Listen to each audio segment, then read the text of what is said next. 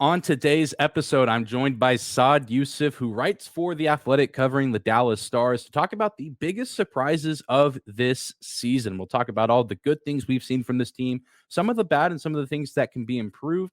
And to close out, we'll talk a little bit about how we would build a hockey roster around Brooklyn Nine-Nine characters. If you know, you know. All of this and more coming up on today's episode of Locked On Stars. Your Locked On Stars, your daily podcast on the Dallas Stars. Part of the Locked On Podcast Network. Your team every day.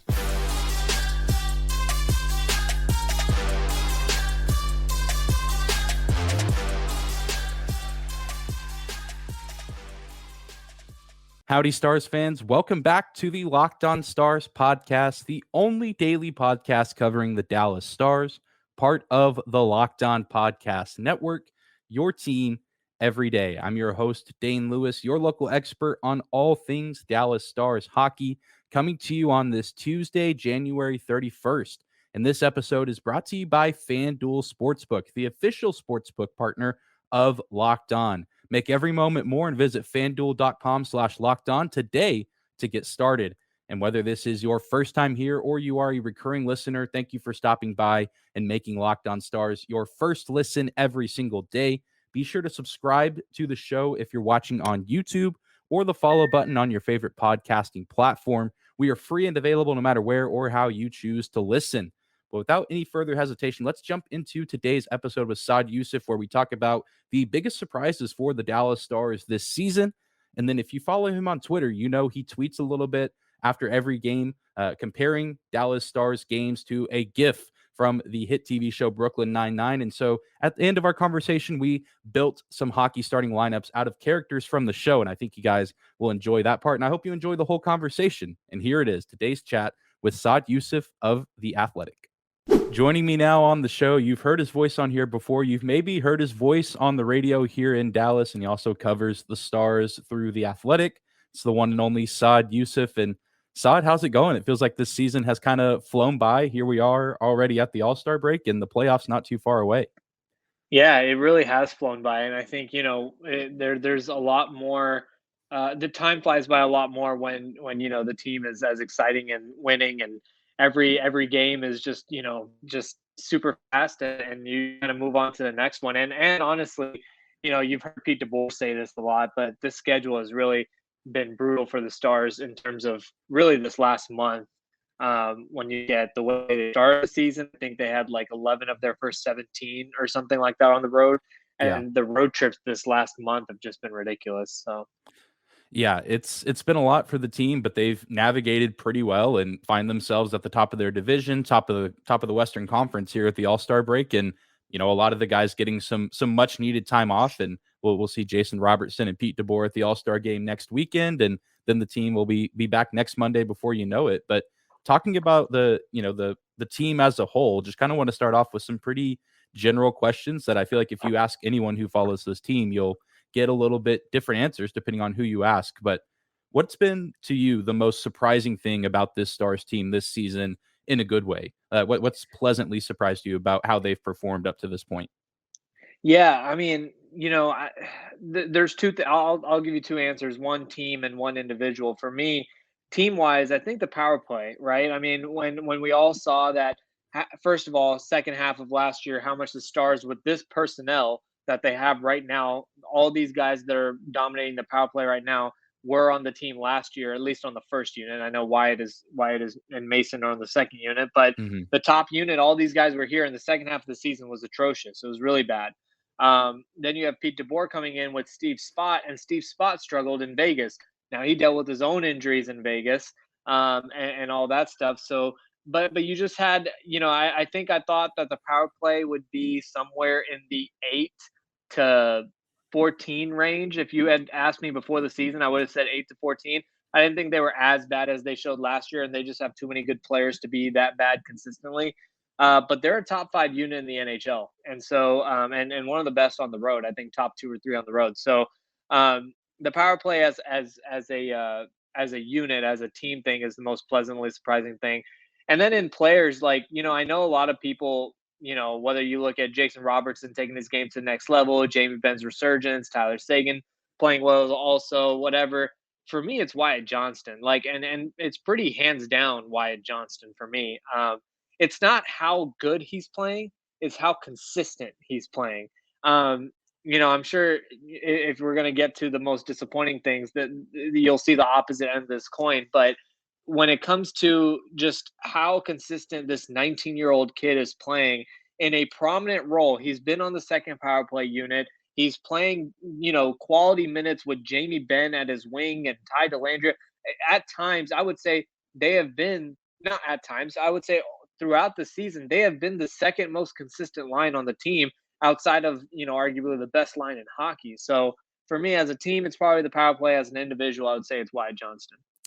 Yeah, Wyatt Johnston's been particularly special, and he's a guy I did have written down that I wanted to talk about a little bit. So I'm glad you brought him up. And I think one special part about him off the ice, I mean, and obviously on the ice, he scores goals and plays very well for a 19-year-old, but there's a humility to him, it seems, whenever we've gotten to talk to him, either after games, and I'm sure you and some other guys have had some conversations with him at practice or, other events where the team is together. Is that something that you've seen a lot? I know you've been, covering the Stars and sports in general a little bit longer than I have. Or is this something that maybe took you by surprise with Wyatt Johnston? I mean, I just feel like you might not see such humility from a 19-year-old kid who's playing as well as he is, but it seems to just, kind of come naturally to him that he understands his role on the team, but also is one of the better players in terms of forwards with offensive production.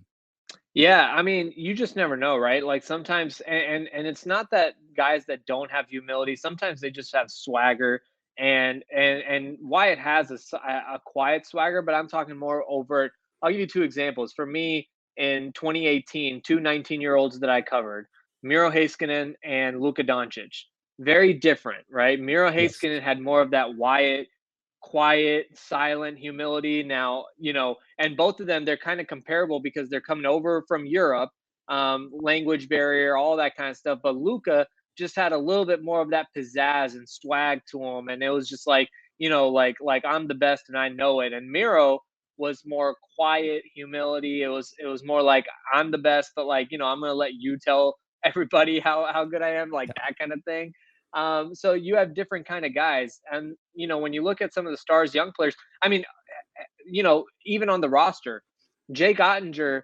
Not that he's not humble, but he has that swagger about him. He's out there. He's not scared to make statements and say how he's feeling and things like that. And then you gotta have another guy in like Ty Dellandrea who's a little bit more on the quiet side. Now, obviously, the star power is vastly different. Jake Ottinger is one of the best players in the NHL, but still, like, so what you're saying, I think the Stars have had this contrast with young guys in the past, whether it be Miro or Jake or Ty Dellandrea. You see these young guys kind of come in and they have these different personalities, but you're absolutely right. Wyatt is definitely one of those more soft spoken.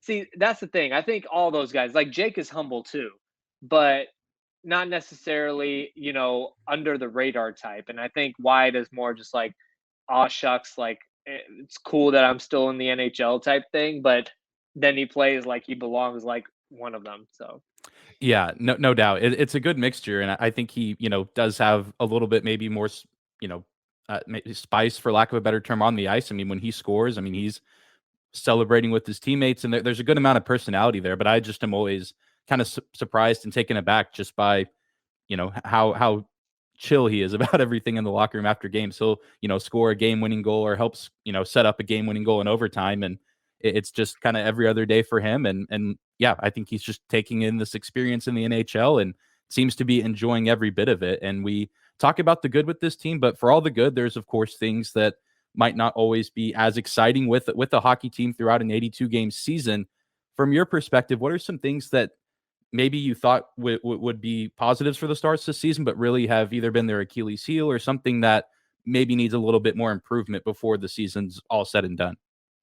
well, I mean, the easy answer there is overtime, right? I mean, we're coming off of three straight overtime losses. Yeah. I just have a piece on the Athletic that I posted yesterday. I rewatched every overtime period and just kind of to see patterns and things like that. So you can check that out on the Athletic. Um, but yeah, I think. Sorry, one second. I think when you look at when you kind of look at the disappointments, overtime for me is an interesting one because it's disappointing, but it's not concerning because this team is not teetering on the edge of the playoff picture. Um, could it make a difference? Absolutely. Like, it could go from 1 to 2, or at most maybe from 2 to 3. But this is going to be a top 3 team in the Central. They're not in danger of missing the playoffs, so it's not that major in that way. But I still think that overtime is something they need to figure out. But as I kind of analyze as well, this team is kind of it's weird. They were so good in overtime last year with some of the same personnel. It's just they just have to have puck possession, and they've struggled with that.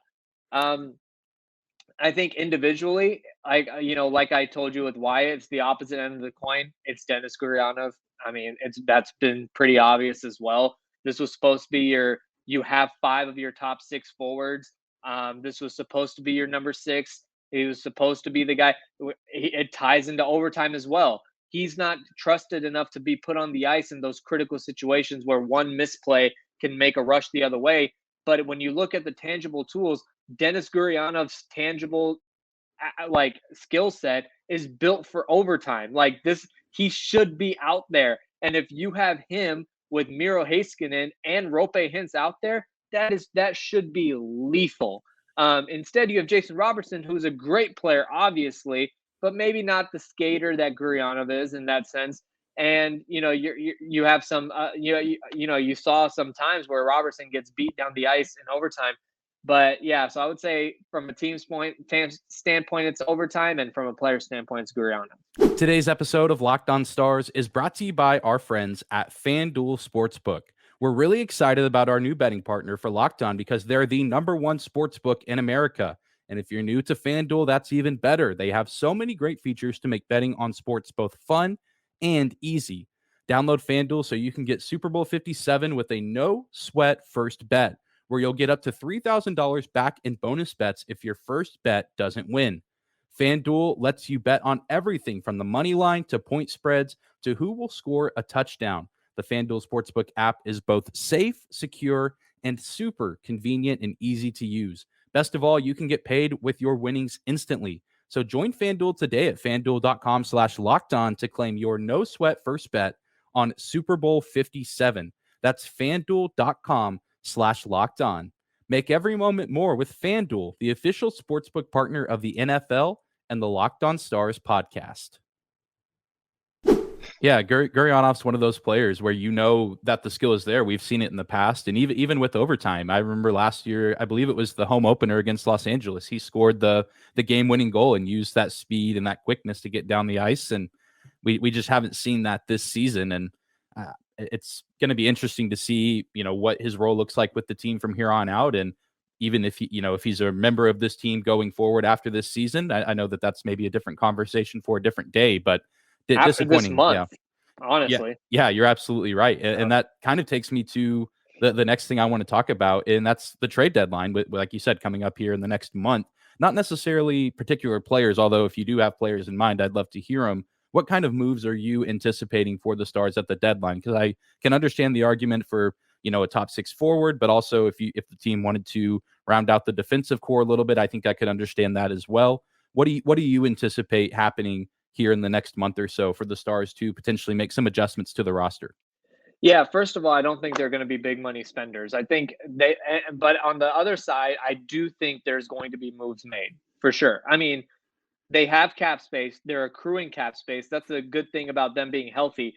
2 things. 1, they didn't have to dig into LTIR, which allows them to accrue cap space. 2, they're able to roll with 12 forwards. Like, I would get some questions about why Olofsson was sent down, and when, he might be a better option than Gurionov in the lineup, but he's waivers exempt. So they're trying to create cap space for that. So I don't think they're going to be big spenders. I think if you're looking for a Timo Meyer or Patrick Kane, it's just I don't think they have the money to make that happen. I do think they're going to add some things around the core. I think it's mostly going to come maybe on the blue line.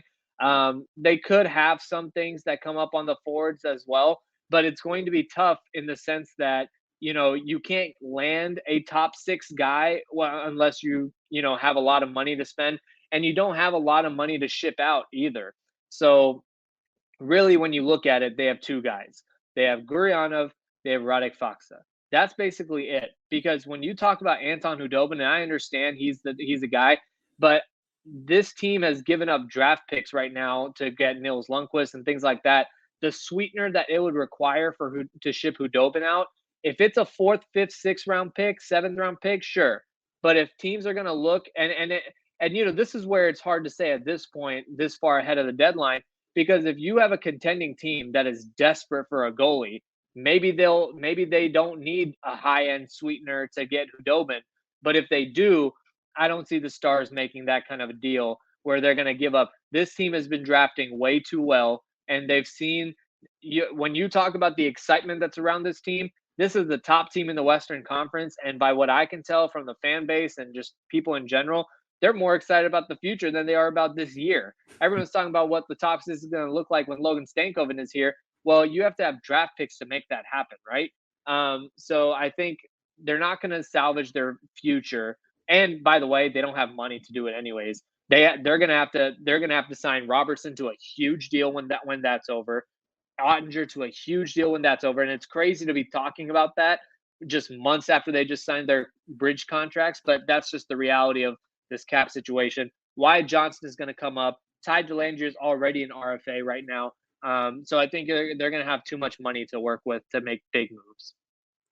Yeah, I agree. And I'm curious to see what moves get made. Because even last year, I mean, there weren't, a ton of moves made by the team. They brought in Scott Wedgwood and Vlad Nemestikov. Neither of those huge, headline making moves, but moves that I think benefited the team and helped them make the run that they did. And just with this team, they have so many guys that have been around for so long, and a lot of guys still remaining from that team that went to the Stanley Cup in 2020. And just from your perspective and how you've watched hockey over the years, do you think the team chemistry can be drastically affected by bringing in new guys, or do you think a team like the Stars would still manage pretty well? I mean, I think the veteran presence is very strong on this team, but I mean, do you think the front office and the coaching staff take into account personalities and things of that nature when making trades, or is it more, hey, this guy's really skilled at scoring, or this guy can make plays, and that's a little bit more of the focal point?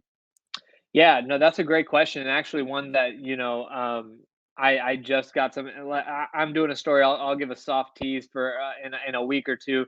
Just a story on the Matt Zuccarello trade, which was one of the bigger trade deadline moves of the Jim Nill era, maybe the biggest. And I talked to some guys about that, and you'll see it in the piece, but like Zuccarello was a great player, right? And obviously an upgrade to the lineup, but his locker room presence was something that they really did their homework on, played a huge role in trading for him.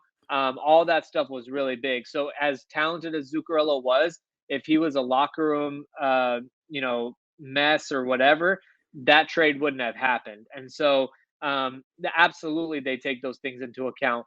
But at the same time, you also understand that you have a little bit more room for flexibility when it comes to that stuff, because you have such a strong core in place right now. Like, what player is going to come in and try to mess with Jamie Benn and Joe Pavelski in the locker room and that dynamic? Like, you're going to find yourself on the outside real quick if you're going to try to step to that. So I think that's the luxury they have, is that they have such great leadership in place already. But still, Jamie Benn was here a few years ago when they brought Zuccarello in, and still that was a huge, and Spezza was here that year too. So they had great leaders, but still they really looked at Zuccarello and thought that he was a good locker room fit too.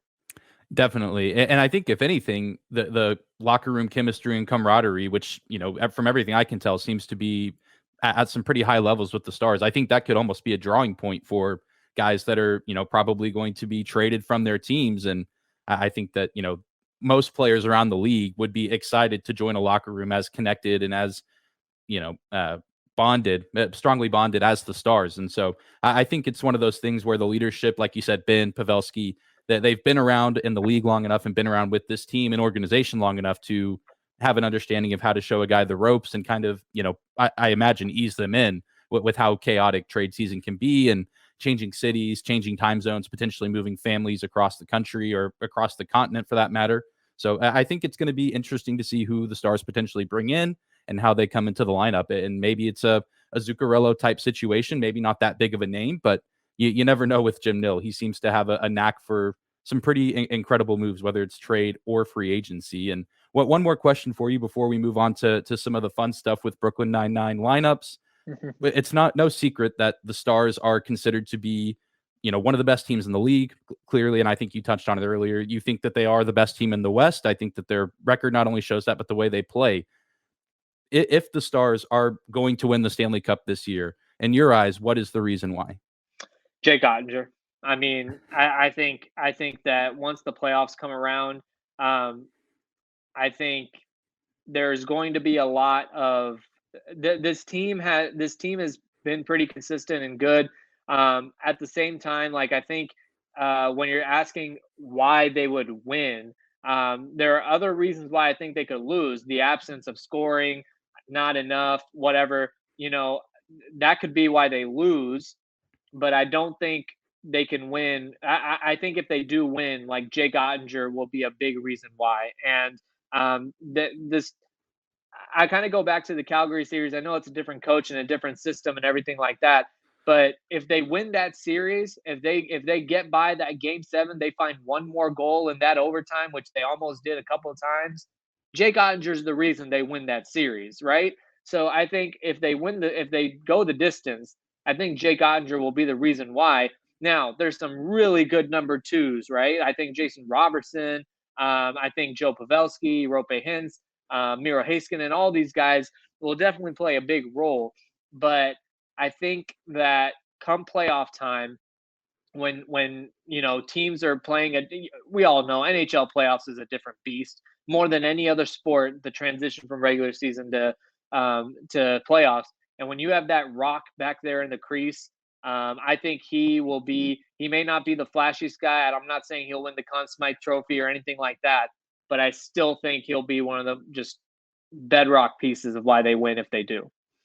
Yeah, no doubt. And I think you can look historically throughout the league and even some of the past few years, and the Cup champions have been the teams with rock solid goaltending. Vasilevsky out of Tampa, and Colorado, as good as Francouz and Darcy Kemper were. That lineup was lineup was also a super team. Kind of an exception with Colorado, but like as good as Tampa is throughout their dynasty, even the 2 they won and the 1 they lost, Vasilevsky's a rock back there. That's not to say Kucherov, the way the LTI situation when he came back and the way he played, and obviously Victor Hedman and all these guys, like that's not to say, and that third line, Blake Coleman, all of those things are really good. But Vasilevsky was back there, and that is just huge when it comes to that.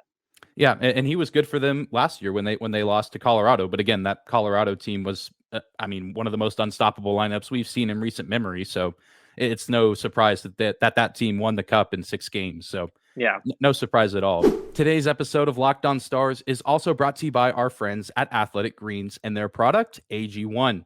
With one delicious scoop of AG1, you're absorbing 75 high-quality vitamins, minerals, whole food source superfoods, probiotics, and adaptogens to help start your day right. This special blend of ingredients supports your gut health, nervous system, immune system, energy, recovery, focus, and aging. Tons of people take some kind of multivitamin, and it's important to choose one with high-quality ingredients that your body will actually absorb. AG1 is a small microhabit with big benefits. It's one thing you can do every single day to take great care of yourself. And right now, your subscription would come with a year's supply of vitamin D, which is so important to add in these winter months when we don't get as much sunlight. So right now, it's time to reclaim your health and arm your immune system with convenient daily nutrition. It's just 1 scoop in a cup of water every day, and that's it. No need for a million different pills and supplements to look out for your health. And to make it easy, Athletic Greens is going to give you a free 1-year supply of immune-supporting vitamin D and 5 free travel packs with your first purchase. Again, all you have to do is visit athleticgreens.com/NHL Network to take ownership over your health and pick up the ultimate daily nutritional insurance. But now it's time for the fun, probably maybe the funnest part of this episode, and something I've been looking forward to. If you're a frequent on Stars Twitter and you follow Saad, You've seen over I don't know how many years you've been doing it. You can say in just a second, but you have a thread of post game reactions after every Stars game from a popular TV show, sitcom. I know last year it was Parks and Recreation, and this year it's Brooklyn Nine-Nine. How many years have you been doing it? Do you remember all the shows that you've gone through? Yeah, just 3. Every year that I've been a Okay. beat writer, of course, I started with The Office as I would, but and then it was Parks and Rec, and now Brooklyn Nine-Nine. That's a pretty solid lineup right there. And I had the idea, if we're gonna have Saad on, it felt only right for each of us to build our own starting lineup. So a goalie, 2 defensemen, and 3 forwards out of Brooklyn Nine-Nine characters, whether that's people from the main cast that are in just about every episode, or if we feel so inclined to add some, guest stars or characters that show up every few episodes, once or twice a season. And we're going to go ahead and take off. And Saad, if you want to go first and just kind of go player by player or position by position and tell us who you have and why you chose them, or we can just go back and forth. That might be a little easier. So if you want to start with goalie, defenseman, or forwards, and then I'll, counter with who I have after you go with yours. Okay, yeah, I think going one player back and forth would be good. Yeah. Instead of starting with goalie, I'm actually going to start with the one that was the easiest pick for me, and that was the Brooklyn Nine-Nine captain with the Stars captain. When you look at the personality, when you look at the importance to the cast and importance to the show, like yes, you have Jake and Amy and Gina and all that and Charles, but Captain Ray Holt. And when you have that like more of a outwardly dry personality, with all due respect, I think that is something that matches up with Jamie Benn really well. So again, I'm not necessarily making my best lineup, but I think Captain Raymond Holt and Jamie Benn, that would be my first forward. Yeah, I actually am in a similar boat. I actually didn't. I love that you're doing characters compared to Stars players. I didn't do that, but I'm glad that you did. I just did by position, but I mean, it's different for each lineup. But I did have Raymond Holt on mine playing somewhere on the forward line. I went ahead and put him at the center position, and I'm right there with you. I think he has that, the personality where he can be the strong silent type, but I've seen mic'd up clips of Jamie Benn during games, and there's a lot more energy. And if you've watched the show, when things get intense or if someone pushes the wrong button, Raymond Holt can get going, and he can certainly show some personality. Yeah, for sure. I think second for me, Jason Robertson as Andy Samberg, Jake Peralta. For me, the star of the show. He's the main guy, but very, very youthful, outlook to him. I would say Jason Robertson is definitely Jake Peralta for me. Yeah, that seems like a very, very good connection, and I'll go ahead and stick with a forward position as well. I went ahead and added Amy Santiago to my lineup, playing on a wing position. I think that she and Captain Holt have that chemistry where at first maybe things didn't quite work out because it kind of felt like Amy was kissing up to the captain a little bit, but as time goes on, they develop that strong chemistry, and Amy, gets promoted throughout the 9-9, and they end up working really well together. And so I think that there's some chemistry that could be had that could result in some pretty lethal chances on offense. Yeah, for sure. The next guy, and by the way, I know I'm not going in. I think we had different interpretations of this, And that's okay. For me, like I think all my guys are actually wingers, so I don't have a true center. But I've had Jamie Benn as Captain Jake Peralta, then or Captain Raymond Holt, then Jake Peralta and Jason Robertson. For me, Ty Delandria as Adrian Pimento. Just this wild, bottle of energy that's just going everywhere. I was thinking either Pimento would be Marchment or Delandria. One of the two guys who just is always, when you look up at a Stars game, is probably hitting the ice at some point. I think for me, I'll go with Ty Delandria just because he's coming off that. He had a really big hit the last game that they played. So yeah, I'll go with that. Yeah, I love that. I had Pimento on my lineup as well. I put him at a defensive position, and I think he pairs well with the other guy I have that I'll get to later when we get there. But I mean, yeah, he, like you said, wild card, has endured quite a bit of pain, has some pretty incredible backstories of things that he's endured and survived. A tough guy, but also a little bit of a wild card, and can't really seem to be a guy that you can shake. So I had to add him to my defensive core. Not the biggest guy. I found Jason Mantzoukas, his actor, only coming in at 5'10", but what he lacks in size, he makes up for in just the inability to die, basically, or to be harmed. Yeah, for sure. All right, so that's my three forwards. Jake Peralta as Jason Robertson, Jamie Benn as Raymond Holt, and Ty Delanger as Pimento. Um, I'll go with the goaltender next. Terry Jeffords, Jake Ottinger. For me, just the physical specimen that he is, along with the leadership and tenacity. For me, that was the comparison that I made. So Jake Peralta is Terry Jeffords. Yeah, I like that pick, and I almost went there as well. Jeffords is on my roster, but I'll get to him a little later. But for my goalie, I ended up going with Doug Judy, the Pontiac Bandit himself, another big guy, both physically but also just vocally with his presence. I think he has a little bit of that swagger. We talk about Jake Ottinger plays. He throws the puck after he makes a save and throws it to the faceoff dot, or kind of tosses it back to the guy that shot it. And I feel like that's something that Doug Judy would do. He just kind of has that fun loving, but also the little bit of the arrogant side too. And also the Pontiac Bandit, known for stealing things, mainly cars, and maybe he could steal a game or two for his team if he were in net. Yeah, that's a good one. So I'll actually go with the guy that I have as Doug Judy next. So I have two defensemen left, right? And for me, Doug Judy, I put as Niels Lundqvist, just because a little bit of a really fun and exciting guy that you want to see every time I rewatch the show, and it's a Doug Judy episode. I always get really happy, but a little bit of an outlaw as well, so, and still learning as in his development, I would say, as a person, right? He goes from being a car thief to then being a good guy. So he develops over the show. So I would say that's why he's my Niels Lundqvist. And I'll actually just round out my defenseman and throw it over to you for your last two. Sure. Miro Heiskanen is Gino Linetti. The human form of the 100 emoji, that's Miro Heiskanen. So Yes. those are my two defensemen. I love that. I mean, no explanation really needed for Gina Linetti. If you've seen the show, you know what she brings to the table. And rounding out my defensive core, that's where I have Sergeant Jeffords as well. Terry Crews, him and Jason Mantzoukas are the only guys I actually did size and weight for, just because I knew that mattered a little bit for defensemen. But Terry Crews comes in, at least to a quick Google search, at 6'2", 245. So Mantzoukas and Adrian Pimento might not have the size, but Jeffords certainly does. He has that kind of enforcer mentality. If anyone messes with his squad, he's going to be the first guy to retaliate and stick up for his guys. And so you send, Adrian Pimento or Amy Santiago into the boards, and here comes Sergeant Jeffords to clean up the mess and drop the gloves. And my last guy coming in at the last wing position, maybe not necessarily a fan favorite in terms of a likable personality, but I think every team needs kind of the quote unquote villain. And so for my last pick at the right wing position, I have Detective Pembroke, or better known as the Vulture. Maybe might not get along with everyone on the team, might have some beef every now and then, just for some disagreements or things of that nature. But at the end of the day, he's good at getting under people's skin, and he knows how to push people's buttons. And I think every team needs that player if they want to gain that, not only the physical edge over a team, but the mental edge too. Yeah. So who is that though? Oh, on this team, it's tough because I feel like this team doesn't necessarily have that go-to enforcer. I feel like Jamie Benn will stick up for guys a lot, but I wouldn't call him a pest like I would consider the Vulture. Maybe like I would Mason say Marchment a little bit.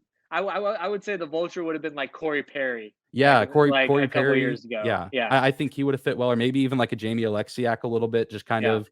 And I think that might be a little bit more of a Terry Jeffords at defenseman position. Yeah, I feel like the Stars don't have that villain player that a lot of teams have. Like I think Corey Perry would have been a great comparison for sure. But that's about what I expected. I know a little bit of differences there, and I know I probably didn't explain it super well, and I know I didn't have Stars players to compare, but I'm glad you did. I think that added an interesting angle. But Saad, I appreciate your time and the takes on the Stars and the takes on Brooklyn Nine-Nine. And if you want, just to take a second and kind of let the people know where they can find you on social media, where they can find your work, in case they don't already know. Yeah, for sure. I'm glad to do this now because I'm actually first of all, as usual, The Athletic. That's where all my work is going to be. I have a really exciting couple of weeks lined up here as well. A couple of good stories coming up, analysis and features, mixture of that. And like I said, I just on Saturday rewatched all 13 overtime periods and kind of broke down things. So just a lot of that going on at The Athletic. Would definitely appreciate the support so that right now, like to get on my little journalism nerds soapbox. Like, you want to have independent outlets covering the team, and we see what happened with our friends at Defending Big T, which is really sad to see. And the morning news is about to hire a reporter, so that's good news. But you want to have more of that. And right now, I'm the only full-time Stars beat reporter, and so I definitely appreciate whatever support for that. Secondly, on Twitter, as you said, during games, I honestly tweet way too much and probably need to cut that back. But that's where I do a lot of my live tweeting during games and stuff, and just other things.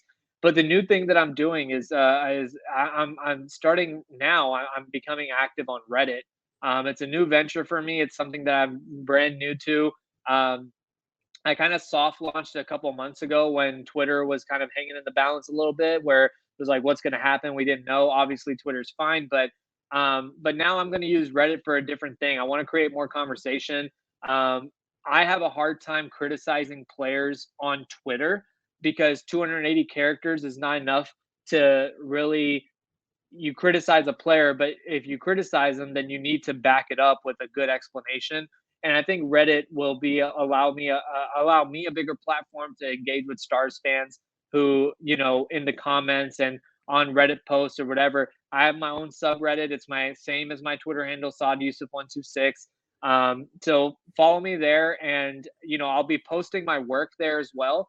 But then extended discussions, kind of an extension of the athletics comment section, but just maybe a little different platform. It's kind of a athletic comment section slash tweets hybrid. So I'll be doing that, and I'll be a lot more active on Reddit. That being said, I'll also be peeking over to the Dallas Stars Reddit that obviously already exists. So just more involved in that area as well. So that's something that I'm looking forward to. Yeah, that's awesome. If you're a Stars fan and you're interested in anything that Saad just laid out, be sure to go check out his work, whether that's Twitter, The Athletic, Reddit. Lots of exciting stuff I'm sure that's going to be coming with the stories he already has in development, but also just the rest of this season with the trade deadline, the playoffs. And yeah, I mean, we'll get to the summer soon. And while the Stars might not have their first round draft pick at the moment, still a lot could happen because, again, you never really know what Jim Neal has up his sleeve. But Saad, thank you again for joining today's episode, and we'll have to have you back on sometime soon. Anytime, Dane. Thanks.